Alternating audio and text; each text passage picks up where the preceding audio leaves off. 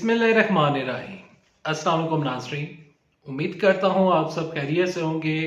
Supreme court से ताज़ा तरीन खबर लेकर आप खिदमत में हाजिर हूँ। अचानक हैरान कुन खबर सामने आई है। हैरान कुन और एक बड़ा दबंग आर्डर सुप्रीम कोर्ट ने जारी कर दिया। इस आर्डर के बाद कौन सा कैंडिडेट और कौन सी पार्टी का लीडर, इमरान खान, नवाज शरीफ, कौन महफूज है और कौन खतरे में है, और इसके अलावा दिन भर की बड़ी खबरें। इलेक्शन प्रोसेस शुरू हो चुका है। इलेक्शन में जितने भी उम्मीदवारान हैं उन्होंने कागजात नामजदगी जो है वो उन्होंने कागजात जो है वो हासिल कर लिए हैं। किस किस कैंडिडेट ने कागज आज जमा करवाए हैं और इसके अलावा किस किस ने कागजात हासिल कर लिए हैं। सुप्रीम कोर्ट से क्या बड़ी खबर है, और इसके अलावा फवाद चौधरी के हवाले से अहम तरीन खबर भी सामने आई है। इलेक्शन कमीशन ऑफ पाकिस्तान के हवाले से चंद आम तरीन खबरें आगे चलकर आप साथ वीडियो में शेयर करता हूं। पाकिस्तान में इस टाइम सर्दी शुरू हो चुकी है, लेकिन सियासत में इस टाइम गर्मा गर्मी शुरू हो चुकी है। इस सर्दी के मौसम में भी जो गर्मा गर्म खबरें हैं वो शेयर करने से पहले, आगे बढ़ने से पहले रिक्वेस्ट करूंगा कि इस वीडियो को लाइक कीजिएगा, चैनल सब्सक्राइब कीजिएगा, साथ लगे नोटिफिकेशन बेल दबाइएगा ताकि जो आने वाले वीडियोस हैं आप उनको मिस ना कर सके। खबरों का बाकायदा आगाज करता हूं। सनम जावेद के वालिद ने कागजात नामजदगी हासिल कर ली है और उन्होंने इलेक्शन लड़ना है। सनम जावेद ने मरियम नवाज शरीफ के अगेंस्ट इलेक्शन लड़ने का ऐलान कर दिया है। अगर आपका सनम जावेद या मरियम नवाज के हलके से अगर आपका तल्लक है, वहां से इस वीडियो को देख रहे हैं, या आप किसी भी पार्टी से तल्लक रखते हैं, तो कमेंट सेक्शन में लिखिएगा कि आपकी नजर में आप किसको वोट डालेंगे। क्या आप सनम जावेद को वोट डालेंगे या मरियम नवाज शरीफ साहिबा को वोट डालेंगे? कमेंट सेक्शन में मुझे लाजमी बताइएगा। बढ़ते हैं अगली खबर की जानब। चौधरी निसार ने भी कागजात नामजदगी हासिल कर लिए हैं और उन्होंने कागजात जो हैं वो हासिल कर लिए हैं और इलेक्शन की तैयारियां वो कर चुके हैं। चौधरी निसार के बाद जो शेख शी साहब हैं और उनके भतीजे ने इलेक्शन कमीशन में अपने कागजात जमा करवा दिए हैं और वो इलेक्शन लड़ने के लिए तैयार हैं। और यहाँ पर वाजे रहे कि चौधरी निसार अली खान आजाद उम्मीदवार की हैसियत से और जो शेख शी साहब हैं वो जिस तरह अपनी पार्टी से इलेक्शन लड़ते हैं वो उसी पार्टी से ही इलेक्शन लड़ेंगे। और बाद में देखते हैं कि जो शेख शी साहब हैं आया कि वो इमरान साहब के साथ इत्तेहाद में जाते हैं या फिर किसी और पार्टी के साथ अपना तल्लक जोड़ लेते हैं। अगली खबर की जानब पढ़ते हैं। आज तहरीके इंसाफ के लिए दो बड़ी खुशखबरियां सामने आई हैं और दो तहरीके इंसाफ के बड़े नाम उनको आज जमानत मिल चुकी है। तहरीके इंसाफ के रहनुमा, सीनियर तरीन रहनुमा, साबिक स्पीकर कौमी असम्बली असद कैसर की जमानत मंजूर हो चुकी है। तहरीके इंसाफ के लिए बड़ी खबर है और उनके लिए बड़ी खुशखबरी है कि इलेक्शन से पहले स्पीकर कौमी असम्बली असद कैसर को रिहा कर दिया गया है। दूसरी जानब से खबर यह है कि अली अमीन गंडापुर जो कि इस टाइम तहरीके इंसाफ के पेशावर में KPK में उनके सदर हैं, तो उनको भी जमानत मिल चुकी है। उनको भी गिरफ्तार नहीं किया जाएगा और उनको अदालत से जमानत मिल चुकी है। तीसरी खबर की जानब पढ़ते हैं। फवाद चौधरी के गिर्द घेरा तंग जो नैब है उन्होंने घेरा तंग करना शुरू कर दिया है।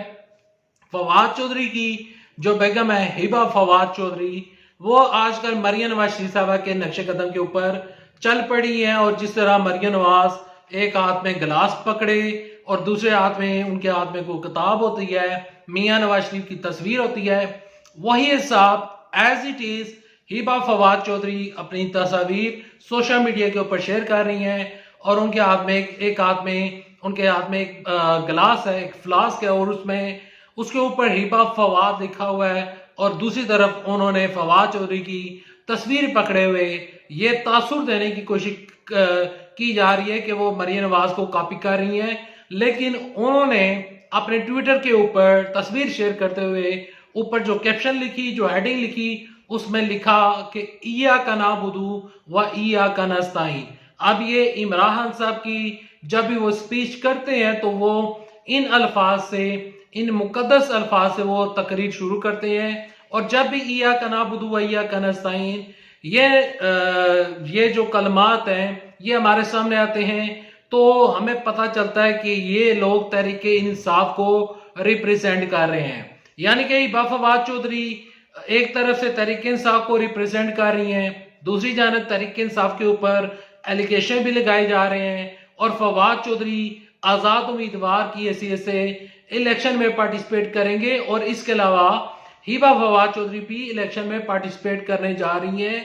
और यहाँ पर आपके साथ ये भी खबर शेयर करता चलूं कि जो यहाँ पर जहांगीर तरीन है, जहांगीर तरीन और उनके बेटे ने भी कागजात नामजदगी हासिल कर लिए हैं। यानी कि इस इलेक्शन में हमें नए चेहरे देखने को मिलने जा रहे हैं। अगली खबर की जाना पड़ते हैं। फवाद चौधरी के गिर्द घेरा तंग हो चुका है। फवाद चौधरी को नैब ने कहा है कि इनको अदालत में पेश किया जाए, हम अडयाला जेल में जाकर इनकी केस की समाअत नहीं करेंगे। उन्होंने अदालत से रिक्वेस्ट की है। अगली खबर की जाने पड़ते हैं। इमरान खान के जो वकील हैं अली जफर ने एक बड़ी स्टेटमेंट जारी की है और उन्होंने इमरान खान का मौकफ आप लोगों तक, तहरीक इंसाफ के अवाम, तहरीक इंसाफ के जो वोटर्स हैं, जो सपोर्टर्स हैं, उन तक उनका पैगाम पहुंचा दिया है। इमरान खान साहब ने जेल में बैठकर उन्होंने जेल से बड़ा फैसला किया है कि वो पाकिस्तान के 3 हलकों से इंतखाबात में हिस्सा लेंगे और 3 हलकों से वो इलेक्शन लड़ेंगे। अब वो अहल होते हैं, नाअहल होते हैं, ये अदालत डिसाइड करेगी। अगली खबर की जानब पढ़ते हैं। नवाज शरीफ के हवाले से एक बहुत बड़ी खबर सामने आई है।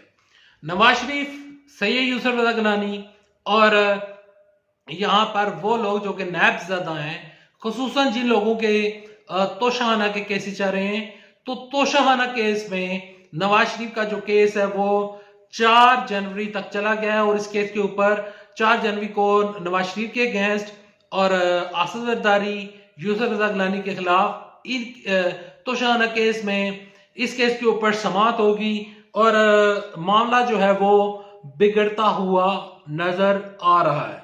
अगली खबर की जानब पढ़ते हैं। सुप्रीम कोर्ट ने एक बड़ा फैसला और एक बड़ा हुक्म जारी किया है। यहां पर चीफ जस्टिस काजी फाइज ईसा ने उन्होंने कहा है कि इलेक्शन से पहले यहां पर जो कैंडिडेट आर्टिकल 62F के तहत नाअहल हुए थे, 62F 63 के तहत नाअहल हुए थे, जिनके ऊपर तायात नाअहली चल रही है और जो लोग तायात नाअहल है, तो जो बंदा तायात नाअहल है वो बंदा, उन्होंने अखबारात में इश्तिहार देने का हुक्म जारी किया है और उन्होंने कहा है कि 2 जनवरी को इस केस के ऊपर समाअत होगी, क्योंकि साबिक वजीर आजम नवाज शरीफ ने एक पिटीशन दायर की थी कि तायात नाअहली नहीं होनी चाहिए बल्कि 5 साल के लिए होनी चाहिए। तो उस दरखास्त के ऊपर अब समाअत होगी 2 जनवरी को। और साथ में चीफ जस्टिस काजी फाइज ईसा ने ये कहा है कि जो कैंडिडेट नाअहल हुए थे वो अपने ठोस दलाइल के साथ एक वाज़ेह मौक़िफ़ के साथ दरखास्त जमा करवा सकते हैं और सुप्रीम कोर्ट से रुजू कर सकते हैं। दबंग हुक्म जारी हो चुका है और देखते हैं कि कौन नाअहल होता है और कौन अहल होता है। लेकिन 2 जनवरी की डेट हमारे सामने जो है वो काफी ज्यादा अहमियत इख्तियार कर चुकी है। यहाँ पर बढ़ते हैं अगली खबर की जानब। अगली बड़ी खबर कुछ यूं है कि मरियम नवाज शरीफ साहबा अभी तक उन्होंने ऐलान नहीं किया कि वो इलेक्शन किस पार्टी कि किस हल्के से इलेक्शन लड़ेंगी, क्योंकि उनके अगेंस्ट जो हैं सनम जावेद साहिबा, उन्होंने ऐलान कर दिया है कि वो मरियम नवाज के अगेंस्ट इलेक्शन लड़ेंगी। लेकिन मरियम नवाज ने ये ऐलान नहीं किया कि वो कहां से इलेक्शन लड़ेंगी, क्या वो लाहौर से लड़ेंगी, रावलपिंडी से लड़ेंगी, क्योंकि रावलपिंडी की एक नशिस्त NA51 वो खाली है, वो साबका वजीर आजम शाहिद खान अब्बासी के पास हुआ करती थी। उन्होंने कह दिया कि वो इलेक्शन में हिस्सा नहीं लेंगे, तो वो सीट खाली है। मुझे लगता है, बज़ाहिर ये लग रहा है कि मरियम नवाज शरीफ साहबा या कैप्टन सफदर वहां से हमें इलेक्शन में पार्टिसिपेट करते हुए नजर आ रहे हैं, मुझे लग रहा है।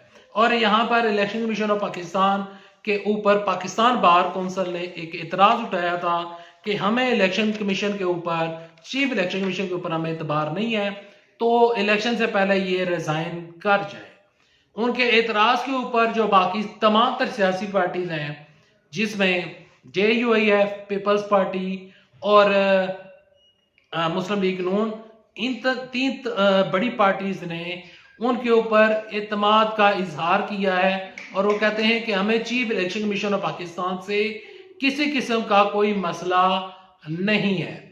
Thanks for watching this video. For more video and news update don't forget to subscribe the channel. अल्लाह हाफिज। पाकिस्तान जिंदाबाद। अफवाज पाकिस्तान जिंदाबाद। पाकिस्तान पाइंदाबाद।